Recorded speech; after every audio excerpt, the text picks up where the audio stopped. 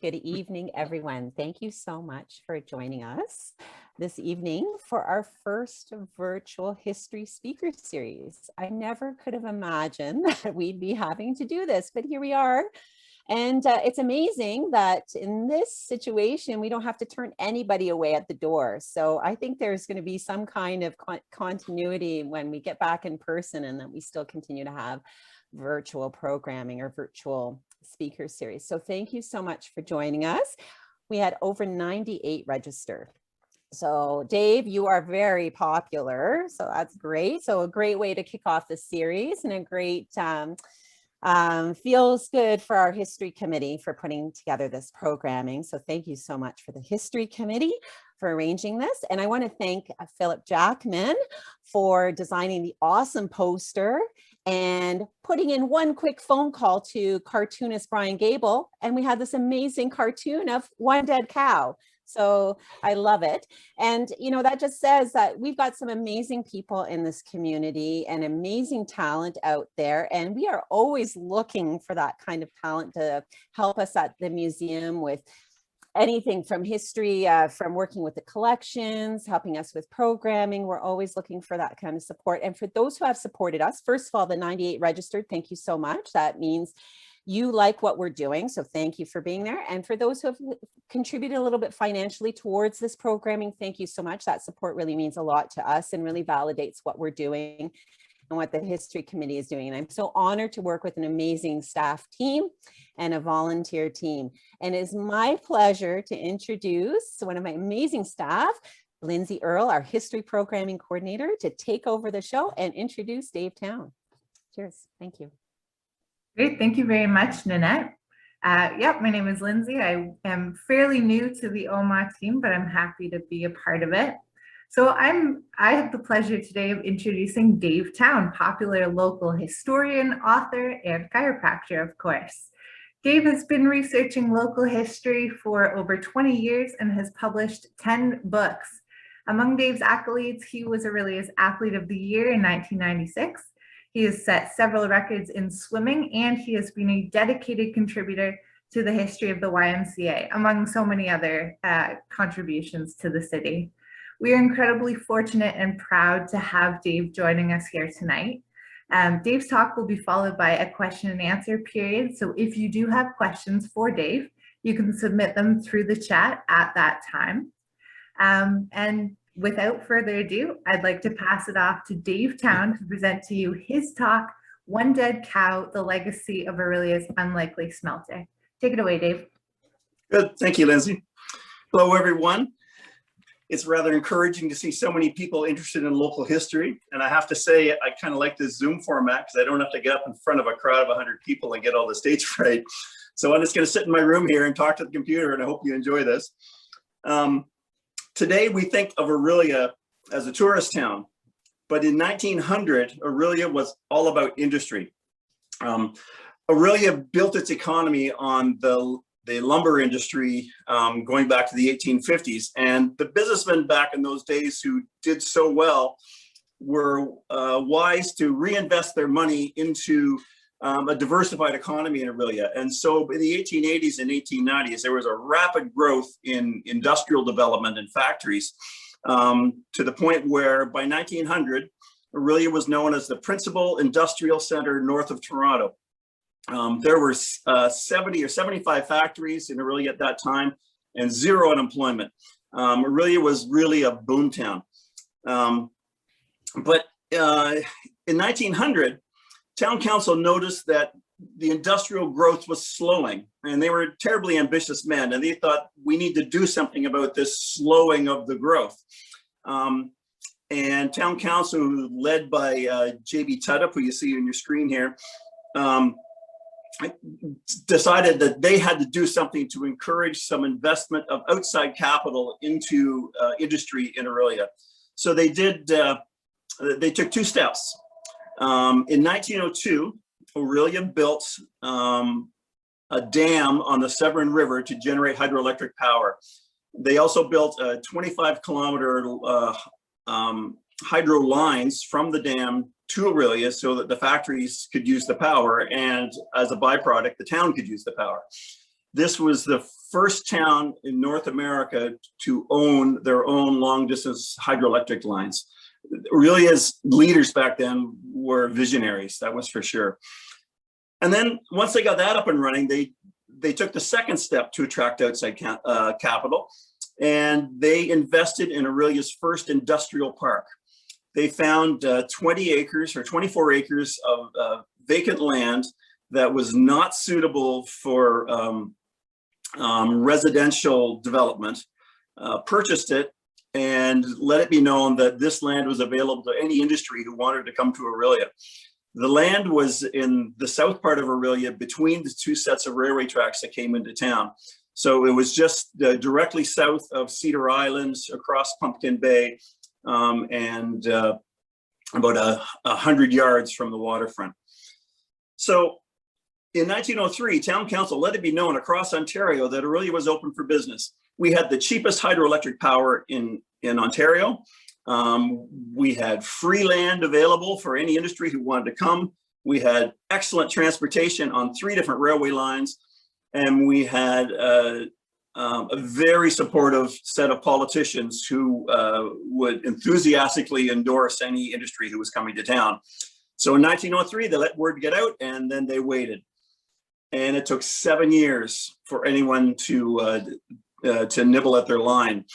By 1908, there was an article in the packet where the newspaper editor actually called that industrial park a frog pond. It was sitting there vacant. It was a white elephant, and what are we doing? And council was getting pretty antsy that their plan wasn't working. But in 1910, a man named W.F. Almy contacted council that he wanted to have a meeting with them. And when he came here, he said he was representing Henry Smith of Providence, New Jersey. And Henry Smith was an industrialist, and he was interested in building a smelter in Aurelia. And town council goes, what do you mean a smelter?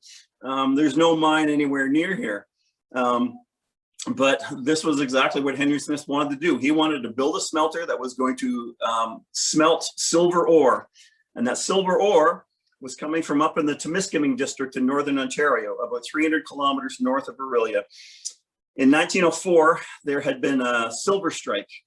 And in 1905, there was a silver rush. So the municipality up there issued 6,000 prospecting licenses to greenhorn prospectors who all fanned out into the bush and started chipping away at the rock, hoping to find the mother lode. By 1906, the whole area had been staked. There were all kinds of mines had been started. The greenhorn prospectors were scraping the easy silver off the surface rock. But they found that once they got the easy surface silver, to get down where the veins were going down into the Canadian Shield, it took a little more energy.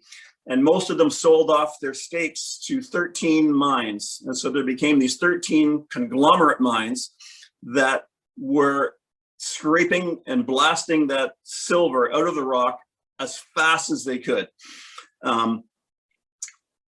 There were the 13 conglomerates, and there were 21 small independents who were still trying to do it on their own. They all chipped in together, and they built 3 hydro dams on the small creeks up there, and they used that power to drive their crushers that crushed the rock and pounded it into sand. But they still couldn't get the silver out of that granite sand. And there was no more power supply to do that. So the mines had to send the silver ore by train all the way to the United States to get that silver smelted. So you had to melt the silver out of the rock. They went to smelters in New Jersey, in Pennsylvania, and all the way to Colorado to get this done. But by 1906, only 2 years after the silver rush started, they started to notice that the American smelters were starting to jack up their prices. Month by month, it was getting more and more expensive, to the point where they feel like they were being gouged. The silver rush in cobalt dominated the United States stock market, the New York Stock Exchange. There was a frenzy around North America to make their money from the silver rush, and the silver smelters were doing their bit to get as much money as they could out of this rush. But the 13 conglomerate mines in cobalt decided they had enough, and they approached the Ontario government, who put out subsidies to any company who wanted to build a silver smelter in Ontario to smelt the silver. So in 1907, the mine at Coppercliff transferred one of their smelters into silver, and they started to take the cobalt silver. In 1908, the gold mine in Deloro, which was running out of gold, happily transferred their smelter over to silver. And then two other smelters in the Niagara region, in Thorold and Welland, likewise transferred over to silver smelting using power from Niagara Falls. But there was still a huge stockpile of silver ore coming out of cobalt, and they needed more market. And that's when Henry Smith came into the picture.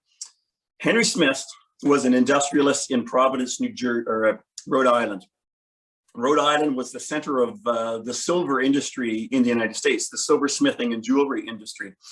He had inherited a silversmithing factory from his father. He himself had patented a whole slew of new machines for creating silver jewelry.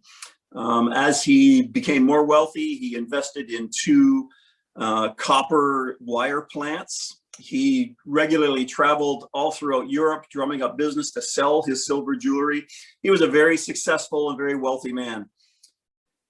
Well, Henry Smith saw this cheap silver coming out of cobalt, and he wanted to get in on the axe. If he could get a cheaper supply of raw material to make his silver jewelry out of, it was just going to be more profit for him. So he and his manager, Almy, looked all across Ontario for where's the best place to build a smelter. And they set their eyes on Aurelia with its 2 railway lines and its enthusiastic council, its cheapest power in Canada, and set up this meeting. So early in 1910, Mr. Almy and council sat down for a few meetings in a row, and they hammered out a deal. Mayor Goffett offered 10 acres of free land in their industrial park. He was only too happy to get something using that frog pond. He offered to build hydro lines directly to the plant at a cost of $1,500, which was a huge sum of money in those days. He offered them another $1,600 in free electricity to get them off the ground, and on and on.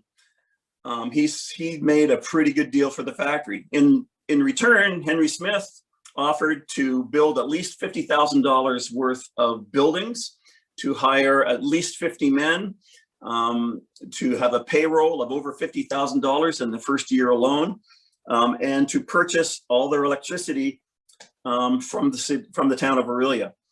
And that was a significant thing, because the smelter was going to run 3 gigantic electric blast furnaces. So they were going to melt that silver out of the silver ore using electricity.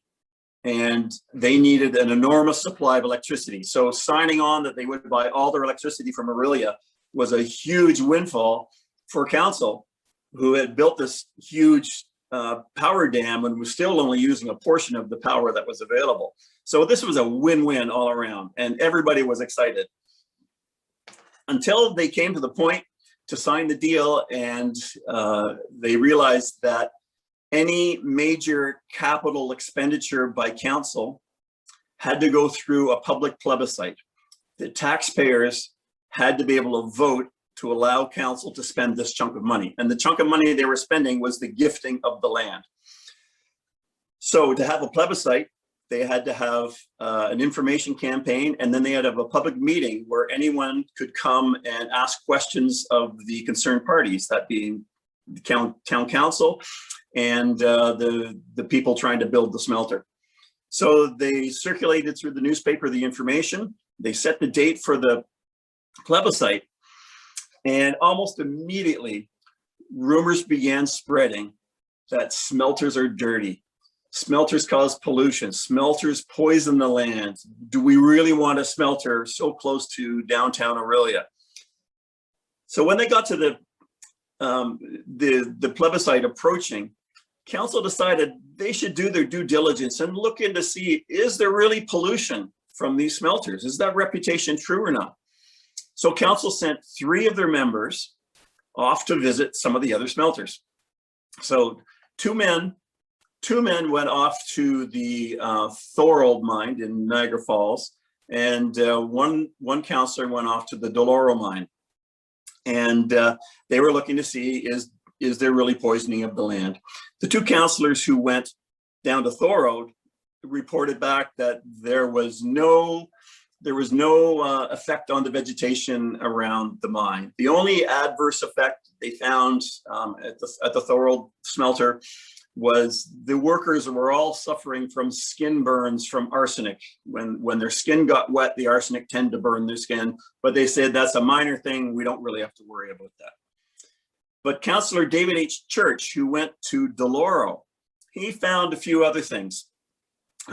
First of all, he found blight on all the vegetation leading up to the smelter, just withered brown leaves on trees and things like that.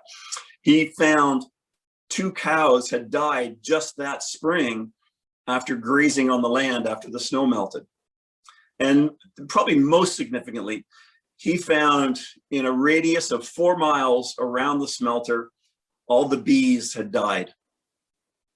So Councillor Church and Councillors Hatley and Anderson got together and they wrote the report, and their final summary was, the business of smelting can be carried out in Aurelia.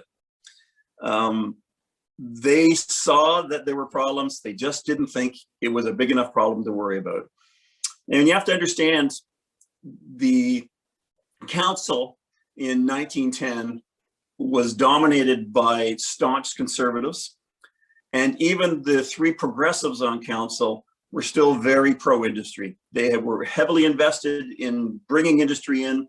And they knew that the town's economy was based on this heavy industry. They wanted to see the industry, they just wanted it to be done in a reasonable way. Councillor Church was one of the very, very staunch conservatives who was able to just dismiss all the ecological problems he saw over in Doloro and still thought, no problem, we can do it in Aurelia. So they had their plebiscite meeting. It turned into a shouting match as the opponents of the smelter, the people who thought they were going to get poisoned, were fervently arguing against the smelter. And Mr. Almy, the manager of the smelter, got on his feet and he promised there would be no poisoning. We have the latest technology. We have new technology we've designed ourselves. And we can assure you there is going to be no discharge of any poisons from the smelter. He said, we even took our new technology to an expert at Columbia University, an expert in chemistry, and had him look at what our program was. And he was satisfied that it would filter out any poisons from the smelter and there was nothing to worry about. So 2 days later, on a Monday, they had the plebiscite and the ratepayers came in and cast their ballots, and they overwhelmingly supported the smelter. The final vote was 725 in favor and only 46 against. And even in the South Ward where the smelter was going to go, it was 211 in favor and only 11 against. There was tremendous support for this. This was outside money being invested in Aurelia, bringing in 50 high-paying jobs. The starting salaries were 50% higher than what the men were making at the sawmills on the waterfront. This was a good move for Aurelia's economy, but everyone crossed their fingers about the poisoning, and they took Almy at his word that their technology was going to keep the poisoning away. So in September of 1910, they began construction. They thought they would get it built in 2 months. It took all the way until the end of January to get the first 2 buildings. So in the photo here, the 2 buildings on the left, the big one is the smelter and the one in the center is the bag house.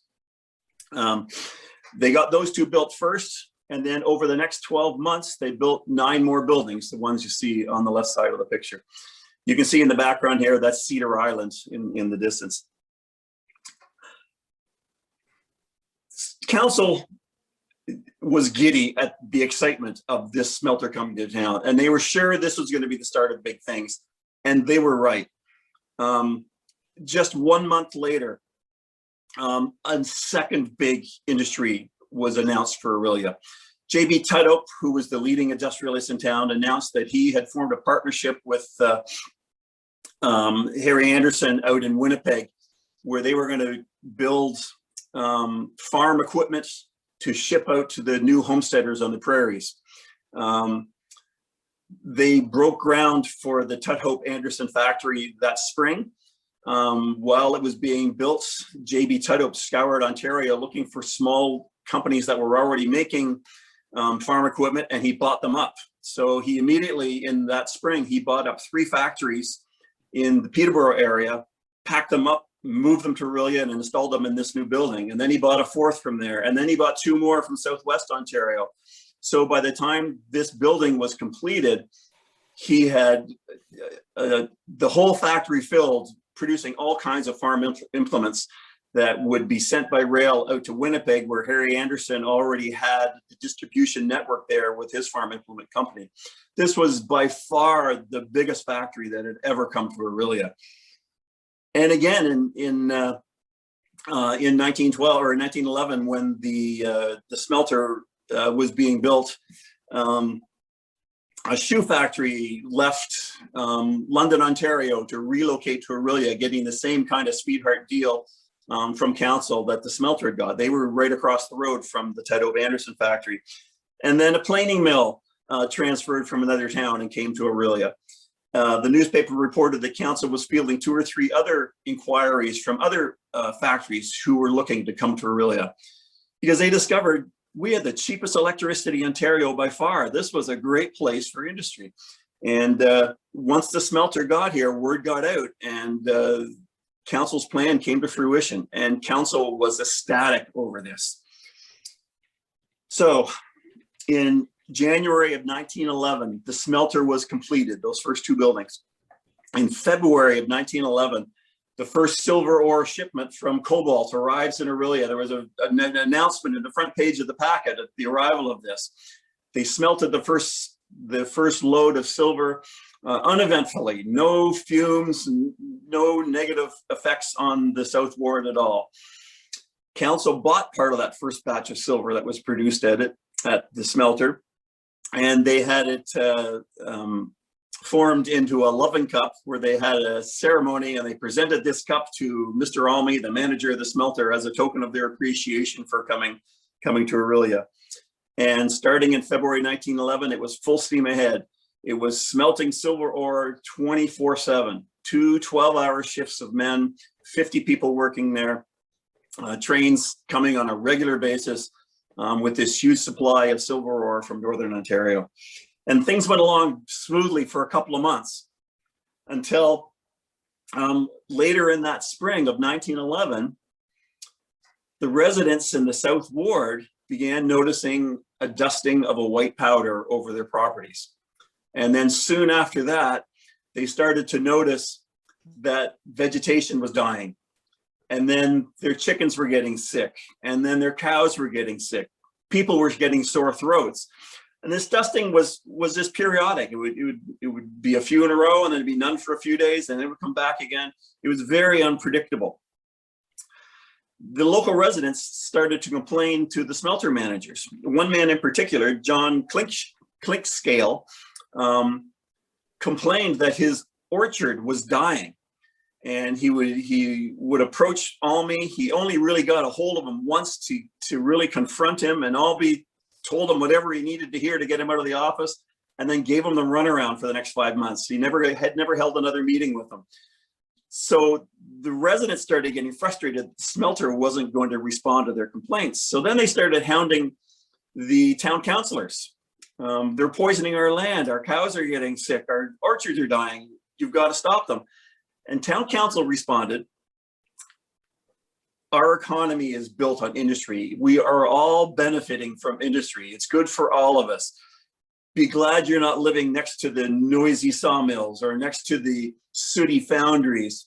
If all you've got is a little bit of dust, I wouldn't worry about it. The wind is going to blow it away anyway. And they just dismissed the local residents out of hand this way. The council had an incredible investment in the success of the smelter. They spent an enormous amount of money on that hydro dam. They had this industrial park they were trying to utilize. They didn't want the smelter to fail because that would send the wrong message out to any other investment that was going to come to Aurelia. So through the summer and then through the fall of 1912, the South Ward people complained more and more as the dusting became more often and more intense, with thicker layers of dust.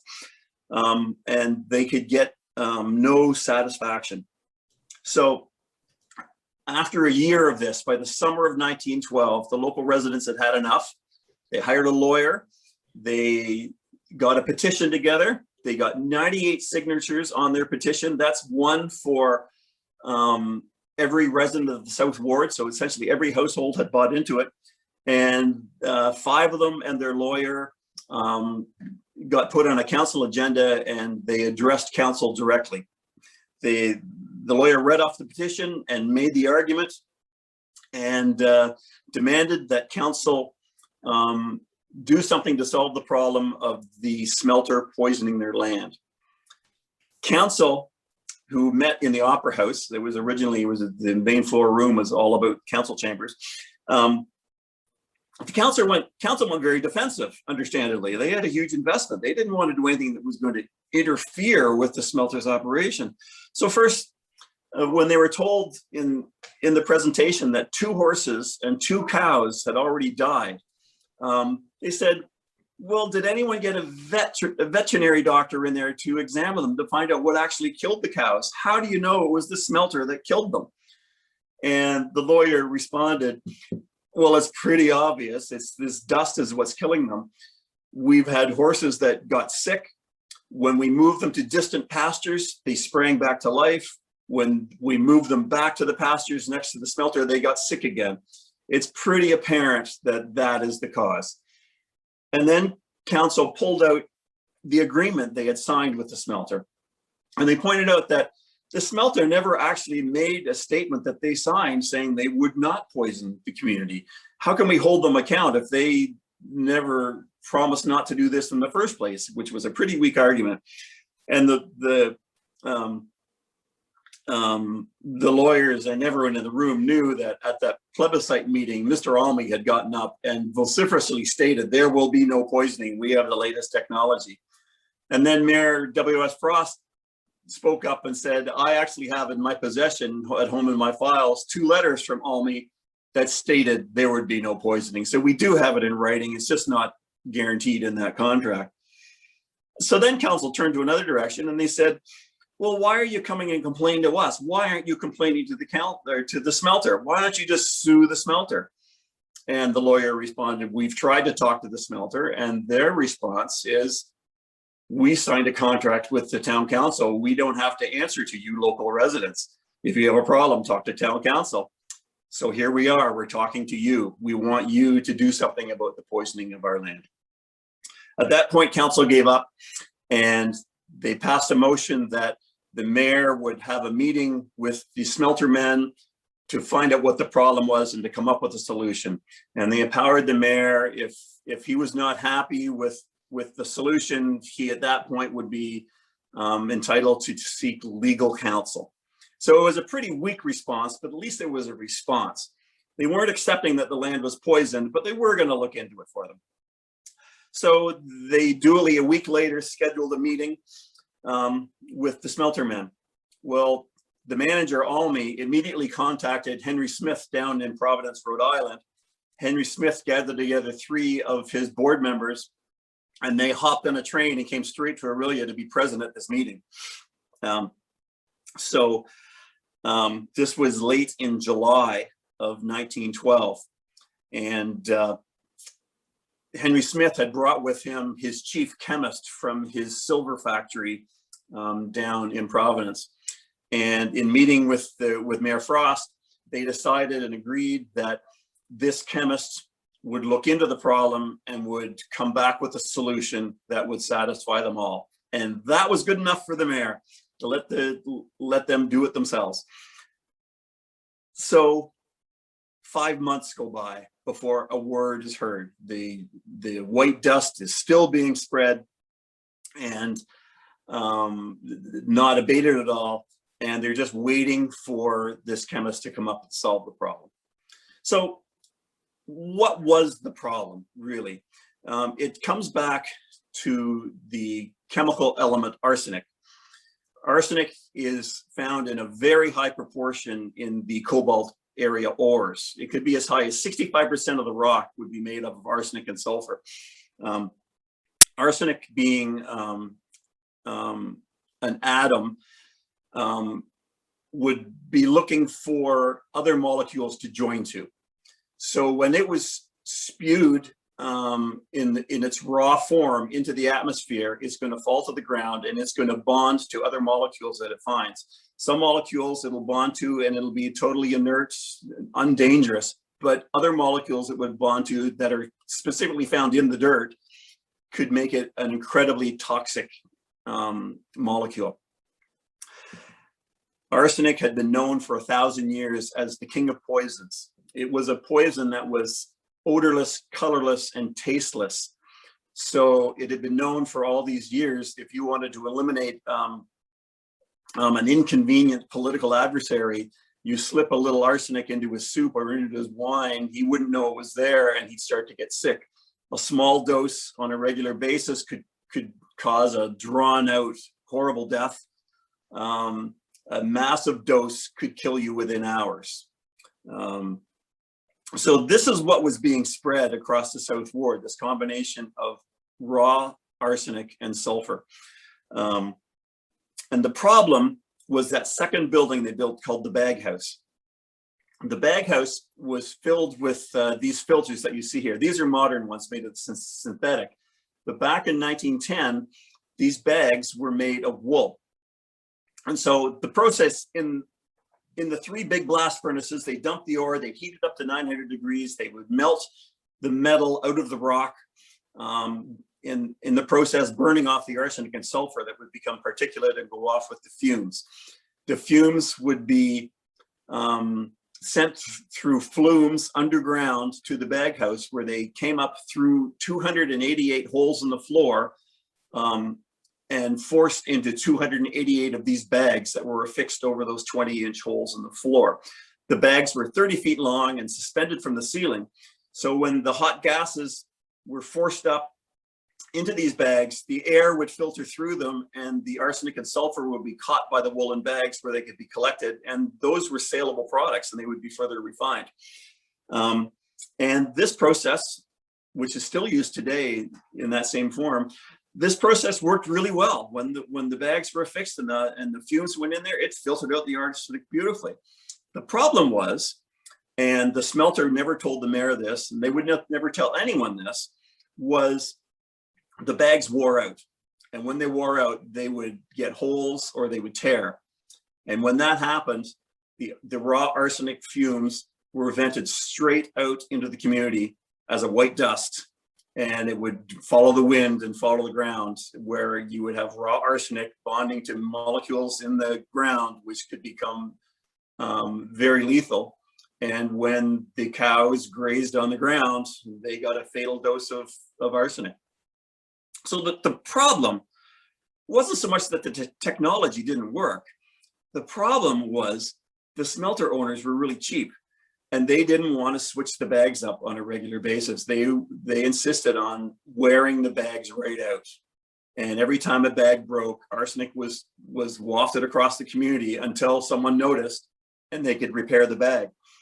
And the problem with that was, to repair the bag meant you had to turn off the blast furnaces and stop the fumes so that the men could go in and either repair the bag or replace the bag. When they stopped the blast furnaces, they had 50 men standing around idle because there was no smelting going on, and it was money lost.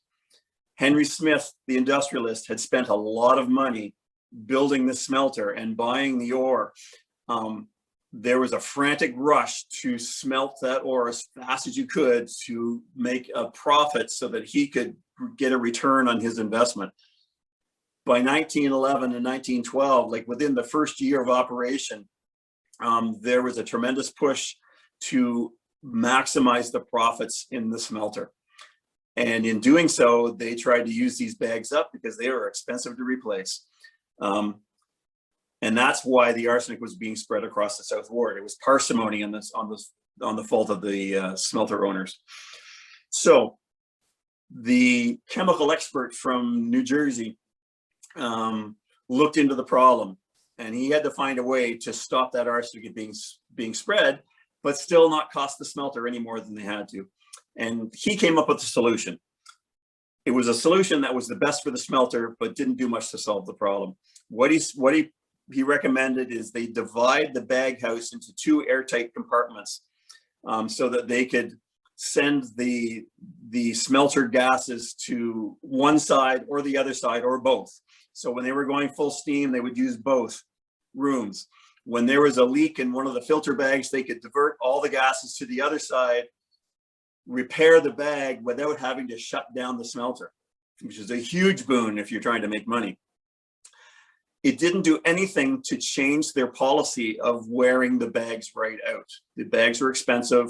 We're going to get every bit of life out of them that we can. But by doing it this way, the chemist said, we can repair the bags faster, so there should be less arsenic circulated out into the environment. And OMAH came back in December of 1912 to the mayor and reported, we've solved the problem. Didn't tell them what the problem was. They said, we've solved the problem. We're going to shut the smelter down for a month and retool. And when we start up again in January, there's not going to be any fumes into the community anymore. There was an election a month later, and Mayor Frost was stepping down.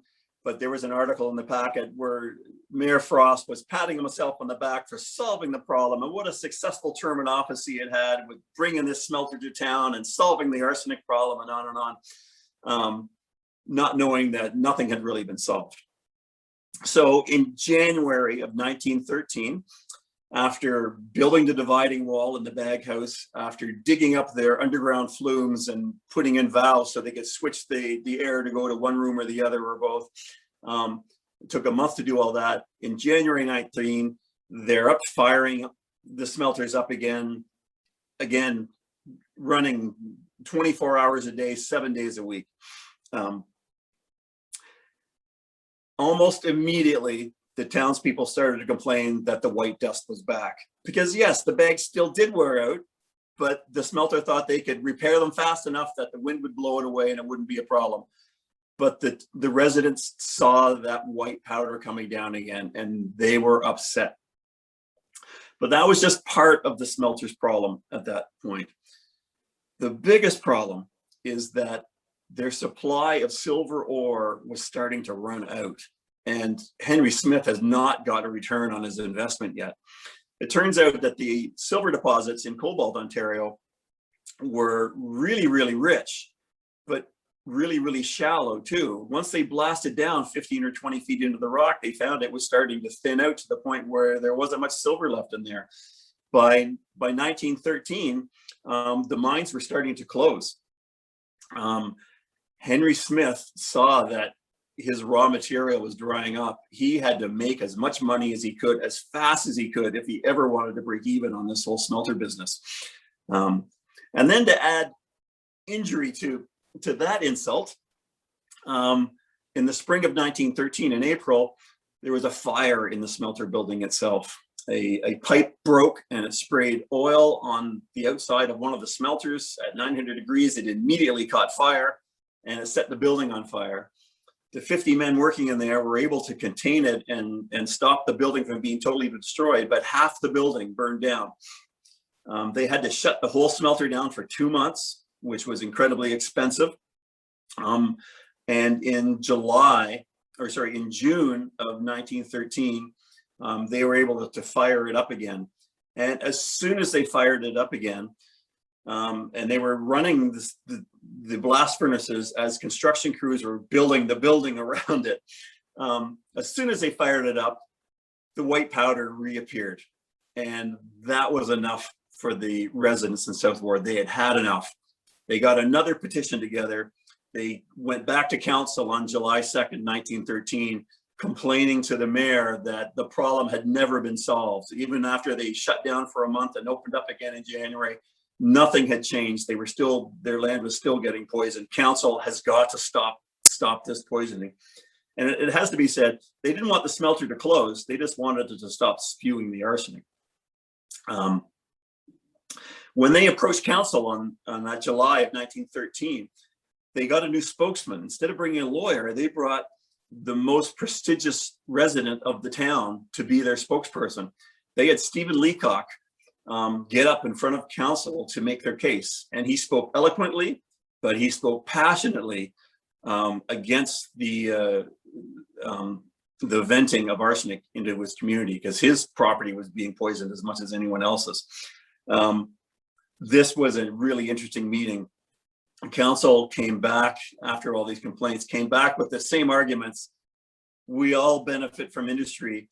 Our wonderful standard of living and our wonderful economy is all based on this industry. Everyone has to make some compromises with them. You know, there's going to be a little bit of pollution, but a little bit of dusting, it blows away in the wind. You really shouldn't worry about it. And that infuriated the South Ward people who saw their animals dying, and now people were getting sick. That infuriated them. And that meeting degenerated into a screaming match. And in the end, council ended the meeting and decided to take no action.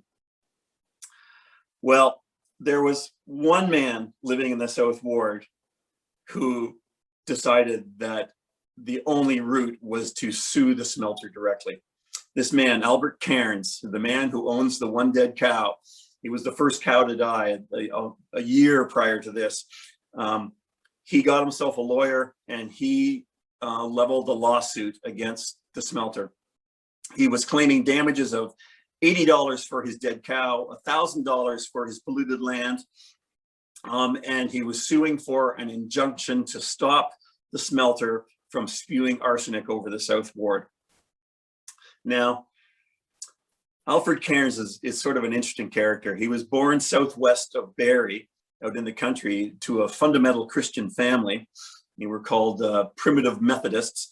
At age 20, he had taken a job as a domestic servant to Robert Tudhope, who was J.B. Tudhope's uncle. Robert Tudhope was the clerk of Oro Township, which is a pretty prestigious job in those days. And for 10 years, Albert Cairns was his domestic servant. Just after he turned 30, he got married. And at that point, he decided he had to take a new career on. So he gave up his servant job and took a job as a hand in the sawmill on Aurelia's waterfront. And things were going pretty well for him. It's a good paying job, so he was putting money away. And in 1911, he and his wife had a baby.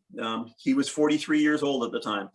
And I think it was this baby and their growing household spurred him to build his own house. And he bought a plot of land on Moffat Street in the South Ward and built his house.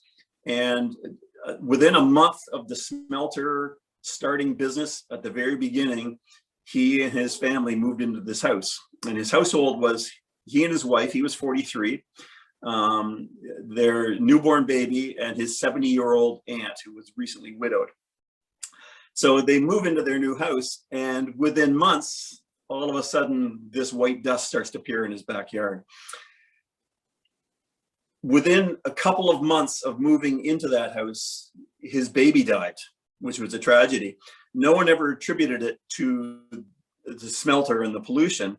But as anyone would know, to have your first and only child die as a newborn is tragic. And you can imagine how sad the household would be. And then in that state, to see this arsenic being spread across your property, it was more than he could bear. He was one of the most vociferous people arguing against the smelter and trying to get the smelter to stop doing this. And then by that summer, his one and only cow died while grazing in his backyard. So Albert Cairns was the one who had finally had enough, and he brought a lawsuit against the smelter to force it to stop polluting his property. Now, he hired a lawyer from Barrie by the name of Alfred Creswick. And Alfred Creswick is a really interesting person for him to hire. He was one of the more prominent lawyers in Ontario, but he had a reputation as being a guy who was very successful in bringing lawsuits against corporations. Just recently, he had, representing a worker, he had appealed a claim against the Canadian National Railway through the courts of appeal all the way to the Privy Council in London, England, where he traveled to make his case, and the Privy Council found in his favor of a $6,000 claim against the railway. This was a serious lawyer who was not intimidated, who knew his business and had a lot of experience in dealing with corporations. The smelter immediately on the lawsuit hired M.B. Tudhope. So this is J.B. Tudhope's younger brother, one of the 5 Tudhope brothers who were all industrialists in Aurelia. But the youngest brother was this corporate lawyer. He was the most prominent corporate lawyer in Aurelia. So the smelter hired the best man they could find. And it took 6 months for the case to come before the court. And the court case was in the Barrie courthouse. So this was county court. Mr. Creswick made the case for Albert Cairns, and then Mr. Tudhope made the case for the smelter. And the judge, who was a very conservative judge, but had a reputation for being fair, this is Judge Boyd, at the end of November in 1913, brought down his verdict. He first made a major point in saying that this was a case of a private nuisance. This was one man suing the smelter. This was not a class action lawsuit. Only damages to Alfred Cairns were being considered here. So that's sort of an interesting approach to take when it's spewing over the whole neighborhood. Then he said the evidence has proven that yes, the smelter did poison the land by spreading this arsenic. And he said, yes, the smelter did cause the death of Albert Cairns' cow. So he granted Albert Cairns $80 for the death of his cow. But at that point, he said, the smelter had done everything that was possible to prevent the spreading of dangerous fumes. They had the most up-to-date technology. They had brand new technology out of their factories down in New Jersey, other factories that Henry Smith owned. There's nothing more the smelter could have done. There's no better technology they could have installed to prevent the smell of these fumes. And for that reason, the smelter is not liable for the poisoning of the land. Now, that's not the kind of verdict we would have heard today. But back in those days, that's the way it worked. No mention was made of the baghouse. Or no, I take that back. They talked about the baghouse, but no mention was made of the tears in the bags that went on continuously because the bags were worn out. That was never presented to the court. Only that gases did escape somehow. So Albert Cairns got $80 for his cow, but the arsenic was still coming down on his property, and this would not do. So he told his lawyer immediately he was going to appeal. So it took another 6 months for the Court of Appeal in Toronto to hear this case. So now we're back to July 2nd in 1914, in front of a panel of judges at the Court of Appeal of the province of Ontario. The chair of the appeals court, Justice Mulock, was probably the best judge Alfred Cairns could have come before. He had been a minister in Wilfrid Laurier's federal government. And during his time in the cabinet, he had brought forth the first fair pay laws in Canada. he was responsible for the creation of the Department of Labor in the Canadian government. This was a very progressive judge who had a lot of sympathy for the working man, the perfect judge for Alfred Cairns. So Creswick made his case again, and MB Tudhope defended the smelter again. But Creswick brought some new evidence this time, which was rather interesting. It turns out that John Clinkscale, who had lost his orchard and had made the first arguments to the manager of the smelter, had actually hired a chemist out of Toronto to come up and test the property. And he had actually taken a sample of water from Alfred Cairns' rain barrel and tested it. And it was presented as evidence at this trial that the arsenic content in that water, using today's terms, was 2 orders of magnitude higher than is acceptable. So right now, you can have up to 4 parts per billion arsenic in your water. Using the terms of today, they were up in about 2 parts per million instead of billion. This was 100 times more arsenic than was acceptable. And this was pretty powerful evidence. And then he said, Mrs. Cairns had washed her face in that rain barrel, and she broke out in sores all over her face, and it took a week for those sores to heal. Again, that's pretty emotional evidence that is actually harming people. So the Court of Appeal brought their verdict down, and they again reiterated that this was a case of a private nuisance. This was not a public nuisance, but they specifically stated the precedent set in this case can be used by other litigants against the smelter. So if anyone else wants to sue, it's going to be an open and shut case based on this case, because he found more damages. He agreed that Alfred Cairns was entitled to $80 for the death of his cow, but he said he's also entitled to damages for the poisoning of his land.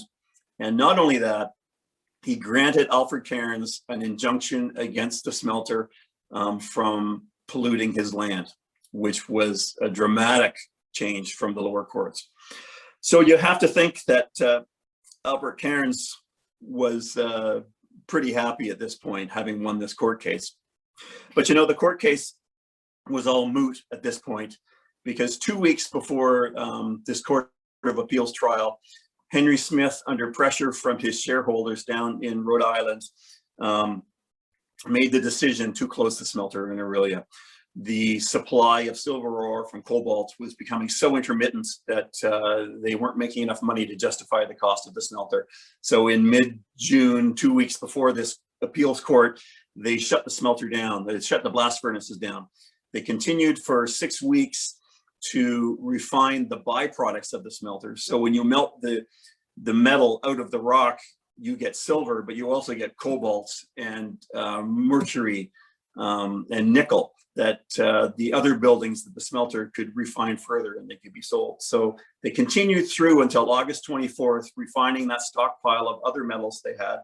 And on August 24th, 1914, the smelter closed its doors. The epilogue for this story is the Alfred Cairns story. You would think Alfred Cairns was a pretty happy man having won his case, but both newspapers in Aurelia commented on his misfortune. So first his baby had died, and then his land had been poisoned, and he lost his cow. And then he had the year-long complaints against the smelter and town council going nowhere until he was forced to hire an expensive lawyer and sue them himself. He won the court case, but the costs of the court case ruined him. He was forced to sell his house. I assume it's to pay his legal fees. Either that, or because the smelter had already closed, they never paid up on the damages. They never said, but both papers said that he was financially ruined having taken this case against the smelter. He had to sell his house, and you can imagine how little it was worth after all the notoriety of the poisoned land and the arsenic. He moved his wife and his aunt onto a farm in North Aurelia Township, where he hired on as a hired hand for a farmer. And just a year later, in September of 1915, He was helping the farmer run the thresher. When he got his arm caught, it got sucked in and wrapped around the wheel of the thresher. His arm was shattered, broken in multiple places. It almost ripped the arm from his socket, the newspaper said. By the time the farmer ran over and turned the machine off and yanked him out of it, he realized there was extensive damage to his torso as well. So the farmer bundled him into his cart, and by horse and cart, he trundled him down to the Aurelia General Hospital. They immediately amputated his arm, and the next evening he died in agony from his injuries. So the last 3 years of Albert Cairns' life were one tragedy after another. But the smelter closed in 1914, and it's most for silver smelting. It came back to life during the war in another purpose, but as far as silver goes, it closed in 1914. Which brings us to the question, what is the legacy of Aurelia's silver smelter, its experiments in smelting? Well, there's two conflicting legacies here.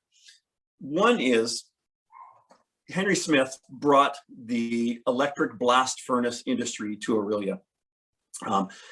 The arrival of the smelter was a huge boon to industry, but it started a number of small smelting factories in downtown Aurelia using these electric smelters.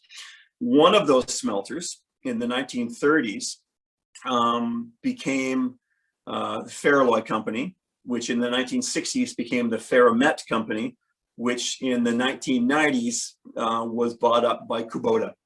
So Kubota in Aurelia, today's largest factory with about 300 employees, is a direct descendant of the electric blast furnaces that were brought to Aurelia by Henry Smith and his smelter. So that's a pretty significant legacy, the promotion of industry, heavy industry in Aurelia. But there's a second legacy, and that is the legacy of the dead cow. In the 1920s, rural Ontario went into an economic decline far faster than the rest of the province. And industry in general panicked, and they began to move their factories from small towns down to Toronto and Hamilton, where they could take advantage of economies of scale and be closer to their markets. And all small towns across Ontario began suffering as their factories began closing. And the interesting thing in Aurelia is there was a pretty sizable part of the population who were saying good riddance to all these factories.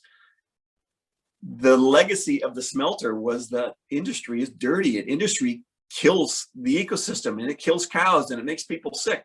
It was in the 1920s when Aurelia started to change its focus from being the principal industrial center north of Ontario to becoming the quaint little town that Stephen Leacock had written about 8 years earlier in Sunside Sketches of a Little Town. Aurelia turned into a tourist town. It was in the 1920s when the Tudhope Park was opened as a motor park for campers. It was in the 1920s when Aurelia, the only community in Canada, began spraying oil on its wetlands to control the mosquito populations because the mosquitoes were bothering the tourists. The dead cow created fears of the poisoning that comes from industry to the point where Aurelia wanted to stop being an industrial town and become a tourist town. And today, if you look at our economy, we are pretty much a tourist-based town. Industry fled Aurelia in the 1920s. The Great Depression of the 1930s put more of them out of business. And it took about 50 or 60 years for industry to start returning to Aurelia in any significant fashion. So the two legacies of Aurelia Smelter is, one, it did keep the blast furnace industry going in Aurelia, and it did promote industry in Aurelia. But two, it turned the town against industry and towards tourism. So the big question then is, what is the bigger legacy of the two? And I leave that up for you to debate. Kubota still provides 300 really good paying, steady jobs in Aurelia, but boy, we got a strong tourist industry too. And I don't know what the answer is to which one is more important, but that is the legacy of Aurelia Smelter. And at that, I'm going to stop, and I'm quite happy to answer any questions anyone has. There's way more information. There's a lot more to the story in the book if you're interested further, but I'll answer any questions now if anyone's interested.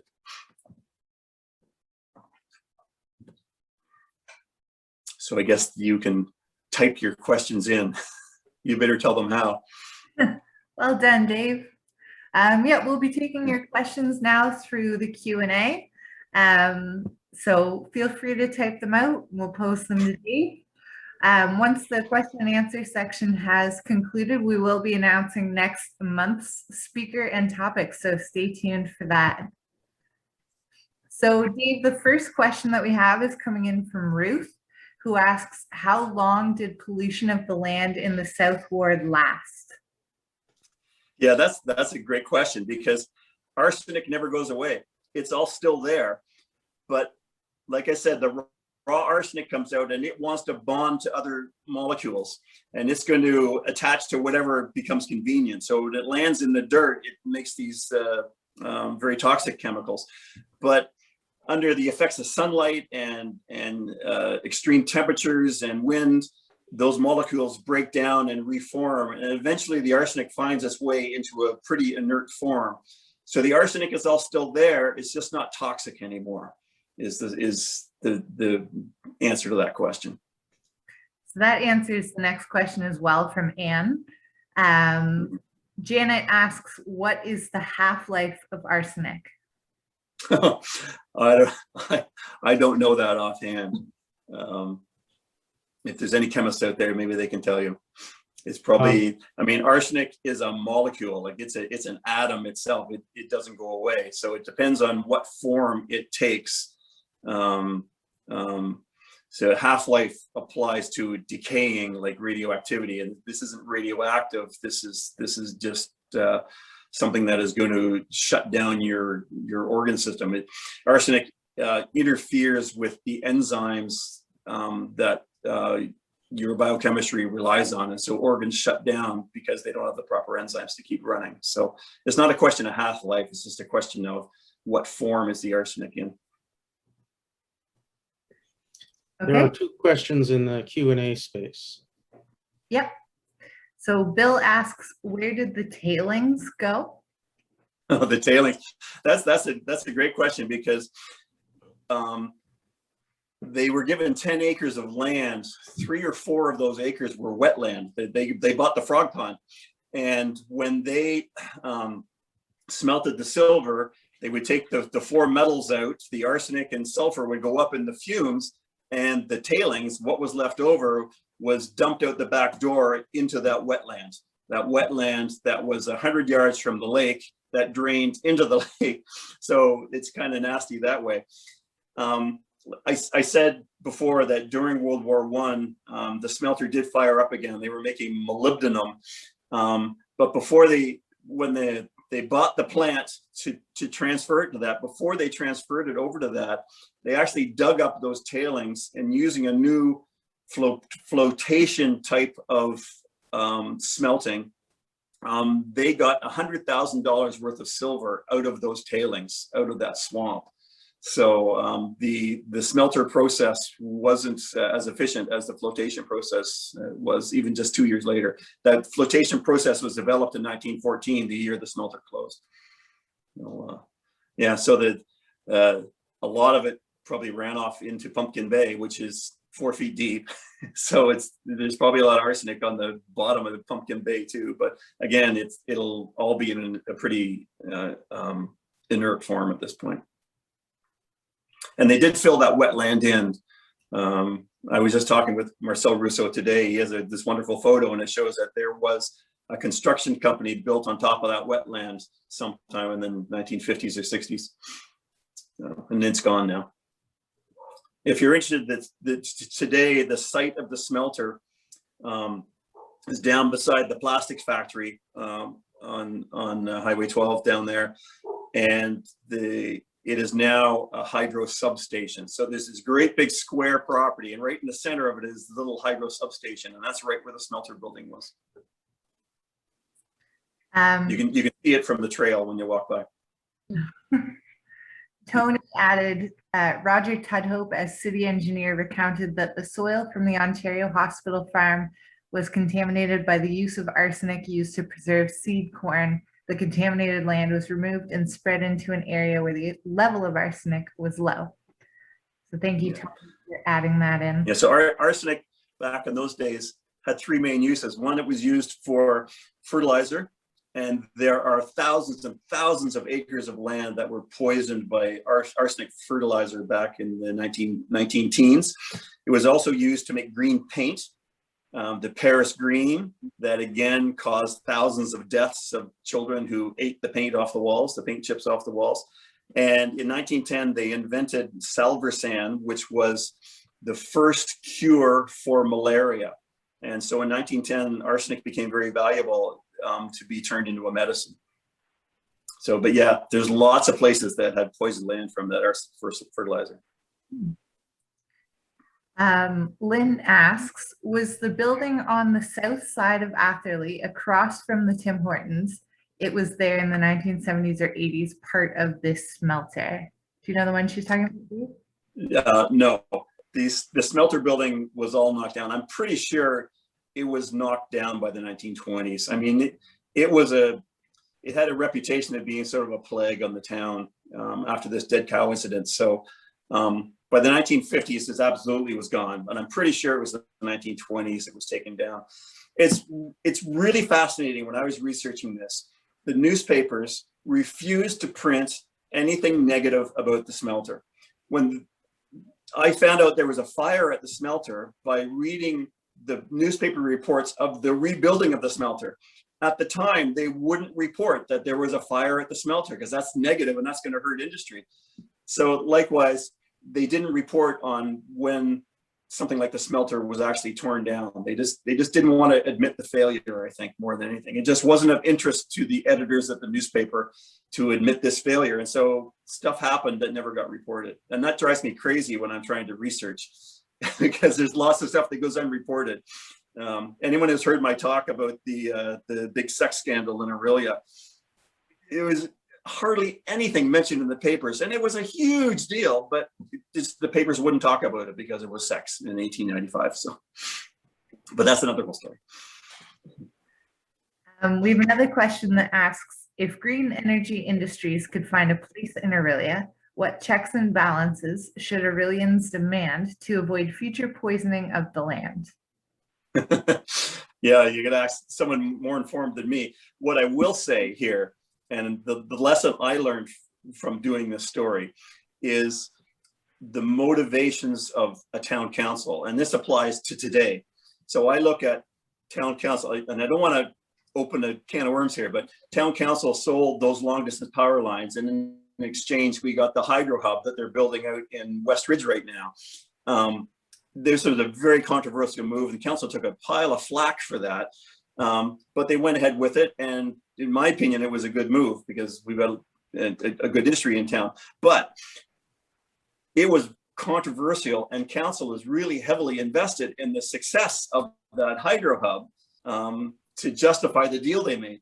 Just like town council back in 1910 was heavily invested in the success of the smelter because they had invested $75,000 to build this dam and 10,000 more to refurbish it. And it had been 10 years later before it came to fruition. And they finally justified that expense, and they had to prove that it was worth doing, that it was bringing industry to town. They were so heavily invested in it that every time the local residents complained, they were terribly defensive. The arguments they came up with were so weak, but they were so heavily invested in it. And so that's the lesson for today. And so talking about green energy, again, it's another really controversial thing. And if council is going to go and make a huge commitment to green energy, it's going to be a big investment for them politically. And, you know, we have to look at what kind of arguments do they make for it, and are they open-minded to checks and balances and things like that. So I'm no expert on green energy to know what the checks and balances should be. So you'd have to talk to someone more informed about that side of the story. We have a comment that just came in, which says, I remember when the citizens prevented an incinerator to Aurelia in the 1990s. People banding together can make a difference. So I think that's that. And they prevented the garbage from Toronto being dumped in the Utah quarry, and that was a big fight. The same idea, like you can stop things, but it takes a big effort. You can even see with the MRF how hard they fought to have the MRF moved away from where it eventually got built because of the contamination in the soil. So yeah, people can move politicians. It's just not easy.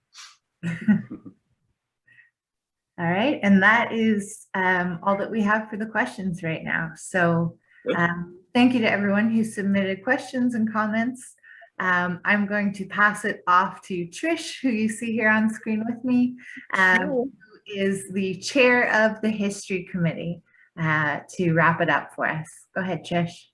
Great, thank you. So on behalf of OMAH and the History Committee, I first of all wanted to give a big thanks to Dave for agreeing to be our first guest speaker tonight as we kick off our 2021 speaker series, sharing this very fascinating piece of local history, which was new to me. So I've really enjoyed the presentation, and it looks by the comments and questions that a lot of you did as well.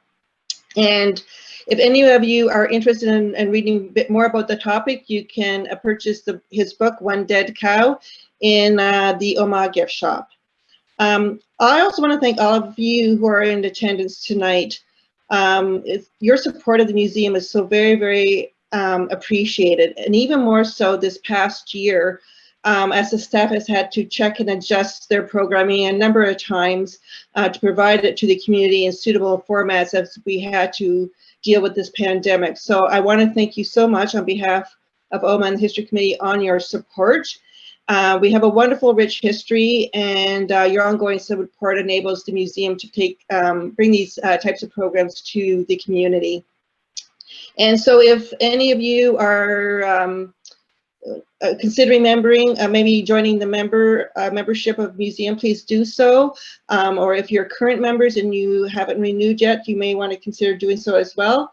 And we also always welcome donations as well, and are much appreciated. So what we're going to do in the next few days is going to send out a survey in relation to this presentation, and we would really welcome your feedback. So please take the time to fill it out and send to us. And we are continuing our series, as we mentioned. So we do have a guest speaker for Wednesday, May 12th.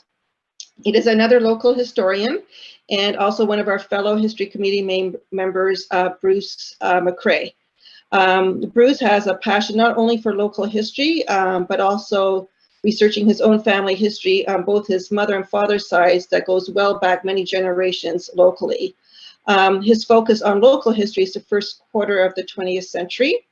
And his topic for May will be the sculptures of Great War statuary in Central Ontario and beyond, which may be the first of a series named after his solitary hobby of discovering World War I memorials. So the works of several sculptors will be discussed in that presentation.